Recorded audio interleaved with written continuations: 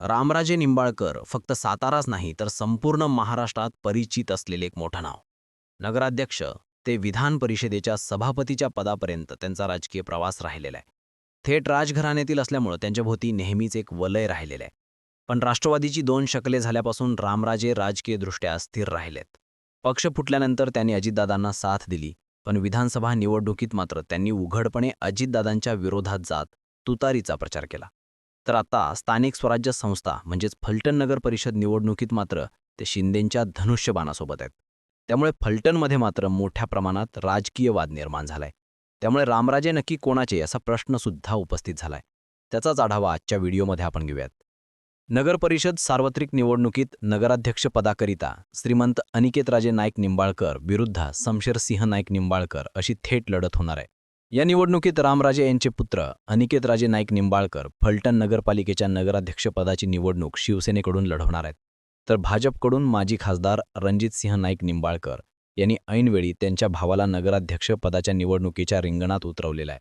त्यामुळे फलटणमध्ये दोन राजे एकाच निवडणुकीत एकमेकांच्या विरोधात दिसतायत. रामराजे नाईक निंबाळकर राष्ट्रवादीत असतानाच त्यांचे चिरंजीव मात्र शिवसेनेत धनुष्यबाणावर निवडणूक लढवणार आहेत.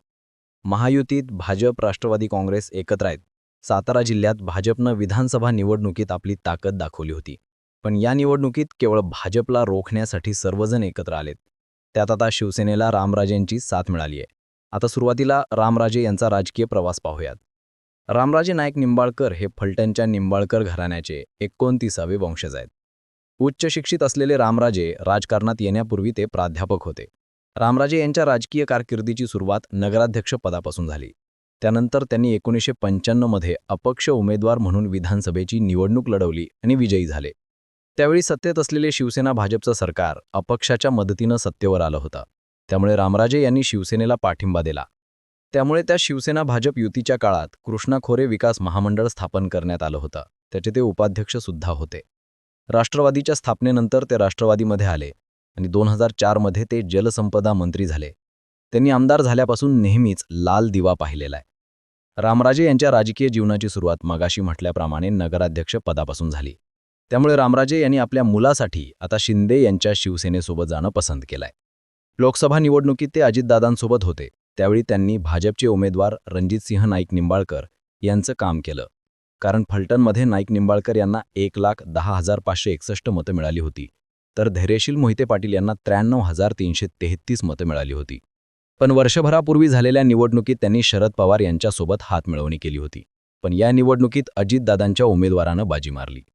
अजितदादा गटाच्या सचिन पाटील यांना 1,29,028 तर शरद पवार गटाच्या दीपक चव्हाण यांना 1,24,041 मते मिळाली. त्यानंतर आता रामराजे यांनी शिवसेनेसोबत जाण्याचा निर्णय घेतलाय. त्यामुळे अजितदादा गटानं संतप्त प्रतिक्रिया सुद्धा दिलेल्या आहेत. राष्ट्रवादी काँग्रेस अजित पवार पक्षाचे फलटण तालुका अध्यक्ष शिवरूपराजे खर्डेकर यांनी रामराजे यांच्यावर टीका केली. यावेळी ते म्हणाले की फलटण तालुक्यात राष्ट्रवादीचे 2 आमदार आहेत. फलटण कोरेगाव विधानसभेचे आमदार सचिन पाटील आणि विधान परिषदेचे आमदार रामराजे नाईक निंबाळकर. रामराजे हे टेक्निकल राष्ट्रवादीचे आमदार आहेत, ते प्रॅक्टिकल नाही आहेत. त्याचबरोबर खर्डेकर म्हणाले की फलटणकरांना एकदा फसवू शकता. रामराजे पहिले घड्याळात लोकसभेला आणि विधानसभेला तुतारीला मदत केली. 11 महिने घड्याळाच्या मीटिंगला येत होते आणि आता नगराध्यक्ष पदासाठी त्यांनी शिवसेनेचं चिन्ह घेतलंय. एकनाथ शिंदे उपमुख्यमंत्री आहेत, युतीत आहेत, त्यांना रामराजेंचा अनुभव लवकरच येईल असं सुद्धा म्हणत रामराजे किती दिवस शिंदेंसोबत राहतील याचा भरवसा नाही असं अप्रत्यक्षपणे खर्डेकरांनी म्हटलेलं आहे.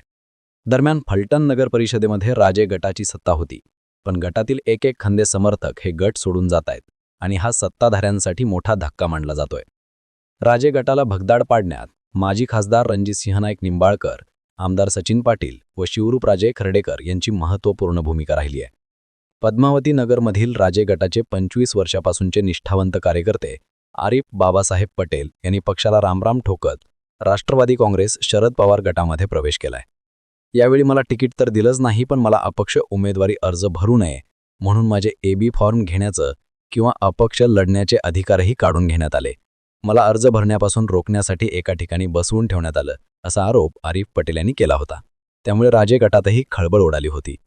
अनेक माजी नगरसेवक साथ सोडत असल्यामुळे फलटणमध्ये भाजप 270 अशा फरकानं जिंकेल असा विश्वास भाजपचे नगराध्यक्षपदाचे उमेदवार शमशेर सिंह नाईक निंबाळकर यांनी व्यक्त केलाय. तर दुसरीकडे खासदार नितीन पाटील यांनी मोठा गौप्यस्फोट सुद्धा केलाय. रामराजे नाईक निंबाळकर हे ज्येष्ठ नेते आहेत. त्यांच्या पक्षप्रवेशाची चर्चा वरिष्ठ पातळीवर सुरू आहे. नगरपालिका निवडणूक संपल्यावर त्यांच्या पक्षप्रवेशाचा कार्यक्रम घेण्याबाबत चर्चा मुंबईतील बैठकीत झाली होती. परंतु नगरपालिकेला आम्हाला घड्याळ चिन्ह द्यावं असा रामराजेंचा आग्रह होता. परंतु विधानसभेला जे कार्यकर्ते आमच्या सोबत होते त्यांची घड्याळ चिन्हाची मागणी होती. त्यामुळे पालिका निवडणूक झाल्यावर निर्णय घेऊ असं ठरलं होतं. परंतु त्यांच्या फलटणमधील राजे गटानं धनुष्यबाणाच्या चिन्हावर उमेदवार उभे केले. नितीन पाटील यांच्या दाव्यामुळे रामराजेंच्याबद्दल शंकेचं वातावरण तयार झालं. तर दुसरीकडे पालकमंत्री शंभूराजे देसाई यांनी फलटणच्या राजे परिवारानं एकनाथ शिंदे यांच्या नेतृत्वात काम करण्याचा निर्णय घेतला याचा आनंद आहे. नगरपालिकेच्या निवडणुकीत राजे गटाला डावपेच सांगण्याची गरज नाही. लोकांची सेवा करण्याची परंपरा या कुटुंबाकडे आहे असं म्हणत फलटणला दहशतीचं वातावरण आहे असं सांगितलं जातंय. पण शिवसेनेपुढे कोणाचीही दहशत चालणार नाही, उलट आमचीच सगळीकडे दहशत असते असं म्हणत भाजपला इशारा दिलाय. या सर्व घडामोडींवर रामराजे यांनी कोणतंही भाष्य केलेलं नाही. पण राजेंचा पूर्ण गट शिवसेनेसोबत प्रचारात आहे. त्यामुळे रामराजेंच्या आदेशानुसारच त्यांनी प्रचार सुरू केलाय. रामराजे लवकरच प्रचारात दिसण्याची सुद्धा शक्यता आहे. रामराजे शिवसेनेसोबत जात पुन्हा एकदा फलटणमध्ये सत्ता राखण्यात यशस्वी होणार की भाजप धक्का देत सत्ता स्थापन करणार याचा निर्णय तर 3 तारखेला कळणारच आहे.